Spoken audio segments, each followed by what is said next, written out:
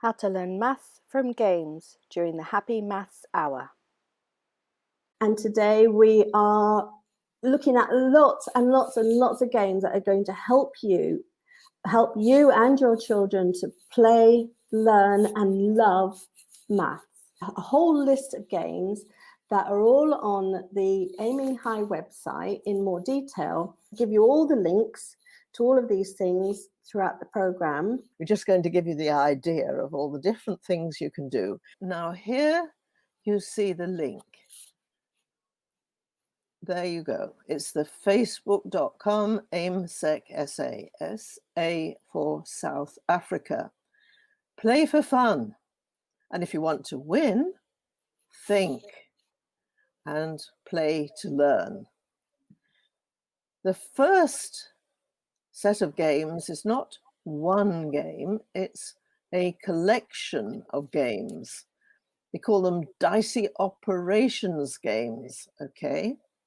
Now here you can play with 2 people or 2 teams. And you need either 2 dice or a spinner. And there's instructions for making a spinner. And it's very easy to make. And if you need to have the scores on 2 dice, then you must spin the spinner twice. The games are very simple.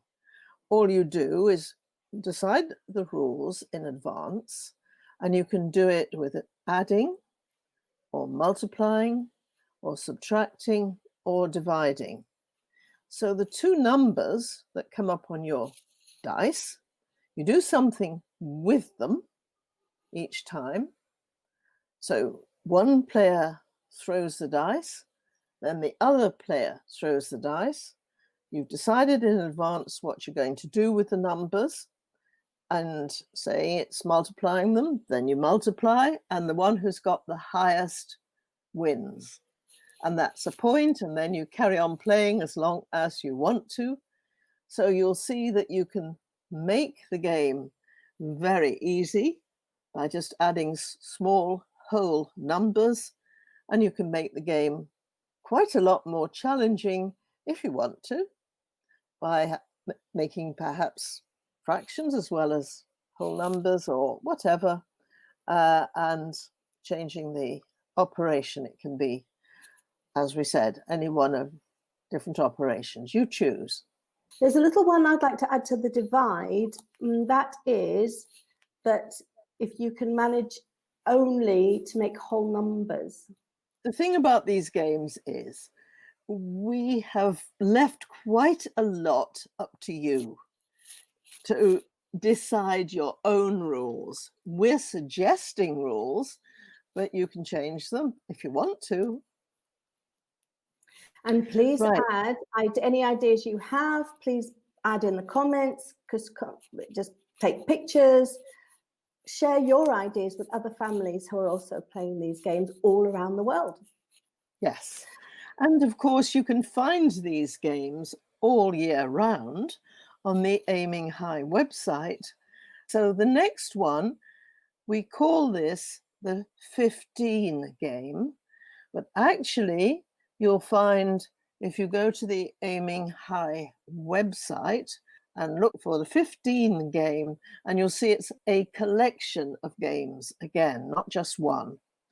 Now for this game, you need 9 cards, numbered 1, 2, 3, 4, 5, 6, 7, 8, 9. And you shuffle the cards. Everybody can see the cards. And it's a game for 2 players or 2 teams. What you're aiming to do now is to get 3 numbers, 3, not 2 numbers, 3 numbers that add up to 15. And be the first player to get 15. So you have to look at what your opponent is doing and stop them making 15.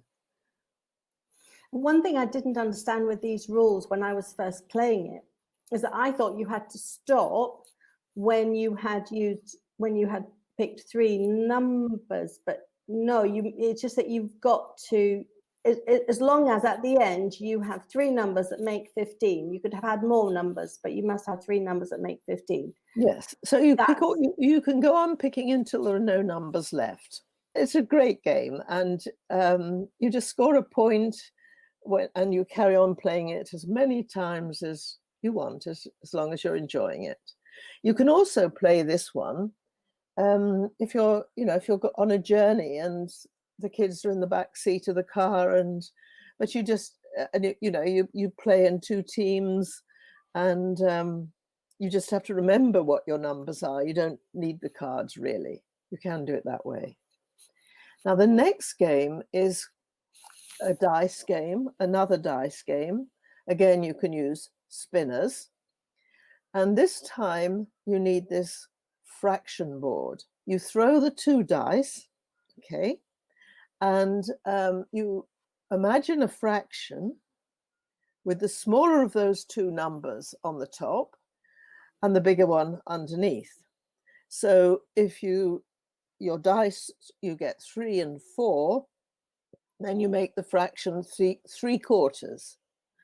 And if the other player throws a 2 and a 3, then they make the fraction 2/3. And you use a chart, which makes it very, very easy for you to see whether 3/4 is bigger than 2/3, or is it 2/3 that's bigger. Anyway, the bigger one wins the point. People find fractions really hard. Your children perhaps find fractions, they just don't know what they're doing, a lot of children, and they, to make a friend of fractions and then get really familiar with your friend and come to understand and love fractions, this is a good game, actually. It really does show what you need. Toni said something absolutely critical. This chart, this game really, truly does help children make friends with fractions. I'm playing this game with children. I'm playing this game with a friend who's in her 40s, and she has never been friends with fractions. And it is enlightening, truly enlightening. It's not just a fraction wall, because I've used the fraction wall in the past, not had the results. It's the barrier the wall has remained, but as soon as you add this game to it, it's like the barriers come down. It's absolute genius, Toni. Thank you so much for this game. I can't recommend it more highly. Roll these dice. It's a fractions game. The Target Games collection was the next in the series. There are many games like this. You have to decide beforehand what calculation you're going to do, and you need a 0 to 9 spinner, or 10 cards numbered 0, 1, 2, 3 up to 9. Okay, and this time, well, in most countries, children have to learn how to do calculations like addition, subtraction, multiplication, and division, and they have to learn to write them down in a set pattern. Now, it's a bit old-fashioned to have this sort of drill, because actually number work's very, very important, and knowing your tables is important, but being able to write it in a special way is a bit old-fashioned, because as long as you can do it and get an answer, as long as you know the numbers, this way you write your boxes into which you put numbers according to the pattern that you use. And this may differ slightly from one teacher or one country to another. And then the numbers are going to go in the boxes. Say you're just adding 2-digit numbers, but once you've added, like if you've added 57 and 45, you get just over 100. So you need a hundreds column as well. And so you set this up, and you decide beforehand on the target number. Now, when you put the numbers in the boxes, you put them in one at a time, and you don't know what the numbers that are going to come up next are going to be. So you have to think each time you write a number into a box, you have to think, my target, let's say the target is 500,000, okay? Now, 500,000 is 500,000. So you're going to have 6 boxes. And every time a number comes up, you have to decide where to put it. And once it's there, you can't change its place. Now, any number of players can play this because they each have their own little frame that they're going to put the numbers in.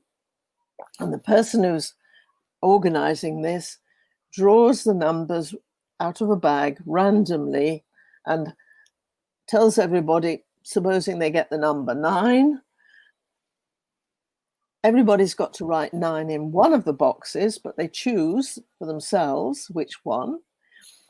And if you're aiming for 500,000, you certainly wouldn't put it in the first box. And we're just imagining we've drawn 6 boxes alongside each other, and we're going to create a 6-digit number. You decided which sort of calculation it's going to be. I just used the target 500,000 as an example, but whichever calculation it is, the process is the same. You choose the numbers one at a time until you've chosen however many numbers are needed for this particular calculation, and everybody puts the numbers in the boxes, and the person who's closest to the target wins the point. I've illustrated 4 on the slide. There are many more. You can just literally use your imagination and create any number of games with this. There is just no limit to what you can do with this. It's, again, wonderful. Go to the Aiming High website and you'll find there's lots more. I just put 4 on this slide. Now, the next one, again, is a collection of games. And this is great fun. And the one that I have illustrated here is for very small children. You can play this with 4-year-olds or 5-year-olds once they begin to learn to count. I've played this with, as you say, as soon as they can count to 3. And if they're only getting up to 5, then only use up to 5. That's your limit, and that's fine. And it's so powerful for them to really start being confident and counting to 5 and adding to 5 without it being there's no pressure whatsoever. It's just a fun game. It might only last for a couple of times, but then they'll come back to it the next day with enthusiasm. It's absolutely, again, beautiful. And this is one I'll be now playing with my grandson, going up to 20. You can have the numbers written on little cards, or you can play this with pencil and paper, or as you see it on the slide, you can do it with counters. But again, you can do it with adding, but you can also do it with multiplying and other sorts of calculations. Any sort of rule where you take the numbers that are at the vertices of the triangle. So you have a triangle and you have a place to put the numbers at each of the vertices of the triangle, and you have a place to put the numbers in the midpoints of the edges, okay? And what you put at the midpoint of the edges, you make from the 2 numbers at the ends of that edge. And you make it by adding those 2 numbers or multiplying them, or whatever you've decided on at the start. So the target numbers in the rectangles, in the midpoints of the triangle, and the numbers that you have to use to create that is on the outside. But you've got to do the same operation on all 3. And you can decide on the sort of numbers. I mean, you can even do this with algebra with older children, you know, and you can be adding algebraic expressions or multiplying them. So the idea, once you get on to sort of know how you do what you're doing and you're playing the game, is that you start with a blank frame with those 6 boxes. You take it in turns to put something in the boxes, and if anybody makes a mistake, they lose a point. You can start with just filling in the 3 rectangles and see if it's actually even possible what you're going to put in the 3 rectangles in order for it to work. And the biggest challenge is to start with 6 blanks and put the numbers in the rectangles, knowing what the operation already is to get there. Will it work? Can you make it work? The order of the day with all of these games is, you know, change the rules if you want to. see what you make of it. And if you find you've got your own rules and they work and you like it, put it in our comment on Facebook. We'll be interested in how you got on and what you did. This one is a puzzle, and it's got 224 solutions. So my challenge to you now is to find all the solutions. But I know you're going to be thrilled when you find one, and then you'll search for more.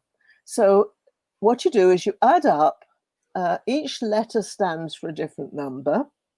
So you add the letters of FOOT to foot to ball and the answers game. Surprise, surprise. And you'll see that if you're looking at the slide, 2,997 with the nines, with the O's in the foot being nines, and added to 3,411 with the ones being L in ball, and that makes you game, which is 6,408 with the fours being A's, and each letter corresponding to a number. So there's an example. There's one of the solutions. I've given you one solution. Can you find the other 223? And can you find ones that definitely won't work? Toni always makes me explain it. You have to, why is it going to work? Why is it not going to work? Yeah, a lot of thinking there. And for the big people, the 18 or younger who know how to write a computer program, I've given you what we call a pseudocode. It's not in any special language, but anybody who can write a computer program can put my pseudocode into their language, and you'll get a program which will give you all 224 solutions. Okay, so there is a way of getting the computer to do it for you if you can write the computer program code. So your reward for coding is that the computer works it out for you. Today is all about lots and lots and lots of games to improve your skills, to help you love and learn maths, and in a fun way, by enjoying it. Doesn't mean you don't think, it just means it's enjoyable and engaging and intriguing, which is what we want. We want all our young mathematicians to love maths and enjoy and then be intrigued by it, don't we? We want people to have fun, but each one of these has got a learning pack with it. And if you want to go to the Aiming High website and find the learning pack for that game, you'll find a lot about the maths you can learn from playing the game. But just for now, we're concentrating on just playing for fun and thinking a lot, perhaps, so that we're more likely to win. Okay. Now, this is a game. It's not not particularly competitive, but it is a game where you all work together to try to solve a puzzle.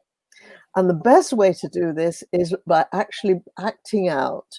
Divide your party people into two teams, and in this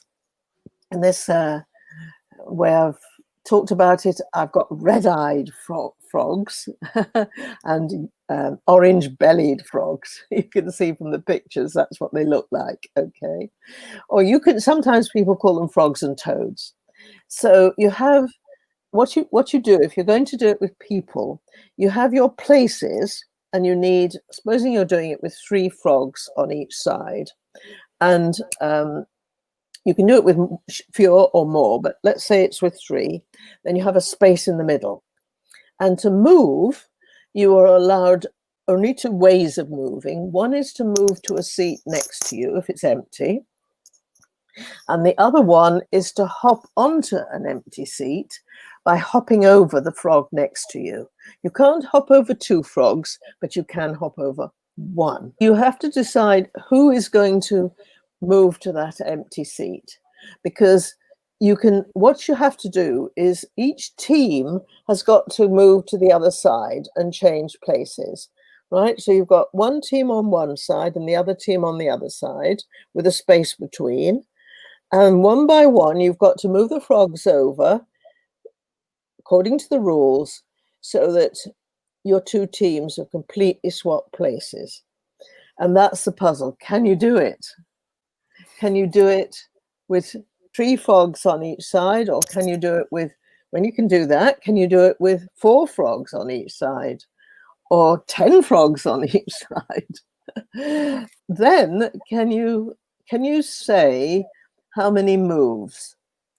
And can you give a formula for the number of moves? Okay, well, we'll leave the maths of working out the formula for another day. But it's a really fun challenge for any age, just solve it. The first time around, just solve it. And once you've solved it for 3, well, for 6, basically 3 on either side, then the same thing, just add another frog onto each one.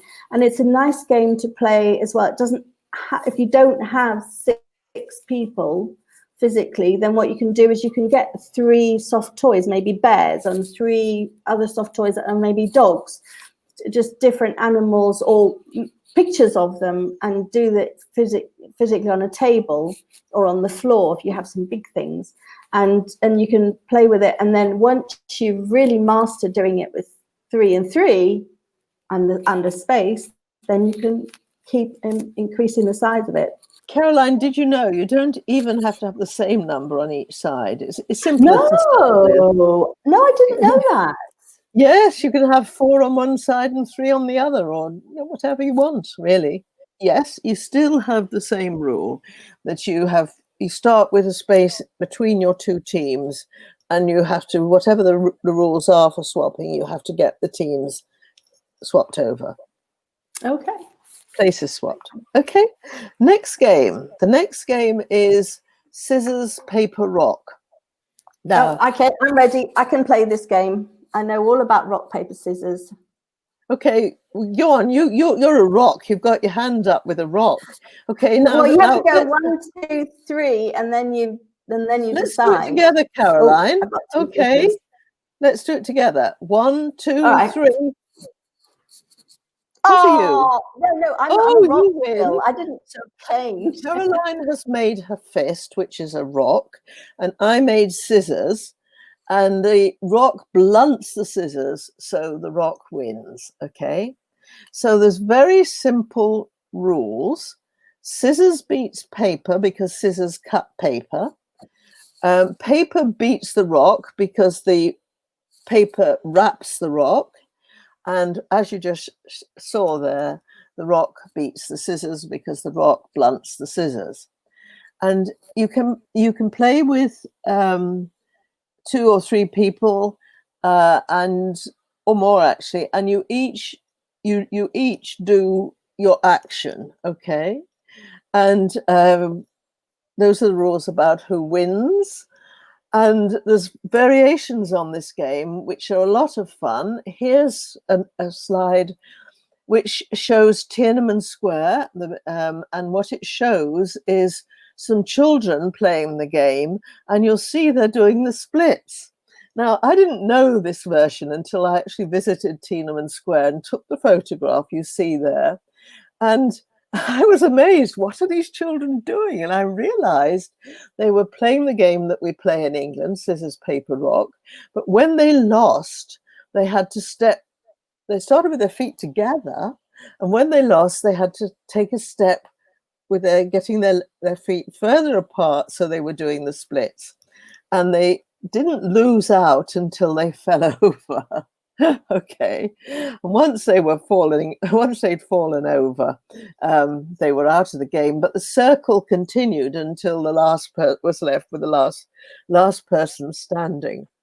And then I saw a video on YouTube which was the same, but instead of stepping to the side, forwards splits rather than the sideways splits. I can't do either, so I didn't last very long playing this game at all. My grandson thought it was hilarious watching Grandma. It's very funny. It's very funny. But there's a picture there of Japanese people playing this game many long time ago. It's a very old game, and it's spread all around the world. And what's more, people have invented this game with 5 different actions rather than 3, or with 7 different actions. So you've got snake poisoning, and you've got other actions like a sponge, which sponges and soaks up the water, and air. I don't know what happens. The rock crushes the poor old lizard. Oh dear. Yeah. The hand. And the scissors decapitate the lizard. That doesn't look good. No, it says that, but the hand smashes the scissors. So it's basically that's interesting. Yeah. Anyway, you can find all those instructions on the Aiming High website. Oh no! Wait! Oh no! It's Spock. That's Spock. That's Spock vaporizes yes. the rock, and Spock crushes the scissors. The lizard poisons Spock. Yes. Yes. Anyway, another game. This is the Square It game. I love this game. Again, it's such a simple game. You have 25 dots, okay? And you have a way of marking your dots. One way to do it is to use 2 colors. Just pencil and paper game, use 2 colors, okay? And you take it in turns to claim one of those dots. Once you've got it, the other player can't have that. And each player tries to make a square. And the square can go, it can be tilted at an angle. It doesn't have to be with the edges of the square across and up and across and this way and that and up and down. It can be a tilted square. So you've got to look out for the many possible squares that you can make. And you've got to make a square before your opponent makes one. So watch out what your opponent is doing. That's a good game. I play this game over Zoom. And what we do is we number the rows with A to Z, but not A to Z, obviously, A, B, C, D, E in this case, and the columns with numbers 1, 2, 3, 4, 5. So it makes it a lot easier. And then one of us has the actual image, so both of us can see what's happening. But it's easy for both of us to say, right, I'm going to put mine on 1B. I might do my next one on 2E. In other words, it's down 1 and across 3. See if you can make a square starting with that. Your lines can be at an angle to the edges of your paper. They don't have to be straight across or straight up and down. And Caroline's just told you how you can use sort of map references, A3, C4 or whatever. You can also play this with more dots. It actually becomes a little bit trickier if you play it with more.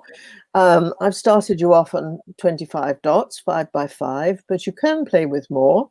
You can play it with coordinates, like 2 numbers, as you learn when you're in school to draw graphs using coordinates for the points. And you can learn it, and you can also play this with positive and negative coordinates. So there are different versions of this game. If you want to use it if you're a teacher and you want to use it in class, and you want to use it to introduce a lesson on coordinates in 4 quadrants, here's your game. The next game is called Tug of War. The Tug of War is a team game, usually with a team of people on both sides, sometimes just one person. And you have a rope, and you have a line between you, and your aim is to pull your opponent, or the first man or woman in your opponent's team, across to your side of the line, and then you've won. And it often ends with people, all laughing and somebody pulling and pulling until they sit down. But this is a mathematical tug of war. Okay, no rope really, just a line that is numbered from -13 minus 12, minus 11, and so on down to 0, and then plus 1, plus 2, up to plus 13. So you are just imagining you're pulling this way and that way, and both players are pulling hard, okay? And that's the game. Now, you can play it with 2 teams. If you've got, doesn't matter how many people, you can just divide them into 2 teams. And let's say it's 2 people or 2 teams, you call them plus and minus. So if you're on the minus team, you're trying to pull the numbers your way to get to minus 13. And if you are in the plus team, you're trying to pull your numbers the positive way, and you're trying to pull the numbers to plus 13. You use 2 dice, or use a spinner and spin it twice, and you add the scores, and you move the counter that number of places on the number line in your direction. So supposing you score a 6 and a 5, that's 11, and you start off at 0, then you've pulled the number all the way to, if you're on the plus side, you'll pull it all the way to plus 11, and you've only 2 more squares to go, and you win. Next time, the other players throw the dice and pull the number that way, so it moves from 11 back towards, in the negative direction, back towards minus 13. Now, Caroline asked, what happens if you throw 3? Too bad, you don't move at all. You've got to get precisely on plus 13 or minus 13, okay? If your number is too big, you just don't move. So if you're within 12 of your goal, then you have a chance of winning in that throw, because because you can throw any number up to 12. Okay, so you can. So if you're within 12 and you throw the right number, you land on your plus 13 or minus 13, and you've won that round. So it sounds as if it might go on for quite a long time, but it because you're putting it first in one way and then the other way, but it doesn't last that long. It's quite an exciting game, actually. Try it. Every day throughout the year, there's something new on the Facebook page for AIMSEC. And what's more, there's always something else if you go to the Aiming High. Now, the Aiming High website, see, what you have on the Facebook page is just a starter, just to get you going, to begin to do the activity, and just to start. And then there's a lot more. We call it a learning pack. So each one of these starters has got, to go with it, they have got a learning pack on Aiming High. Same name, on Aiming High. And in the learning pack, you will find a worksheet. You will find notes for teachers, which explain to the teachers how, well, give you ideas for how you might use this in lessons with children of different ages. And then we've got the home learning guide. And the home learning guide is designed for a group of children, older children, younger children, any age between about 4 and 18 or 19, all to learn together. Now, of course, you're all at different stages.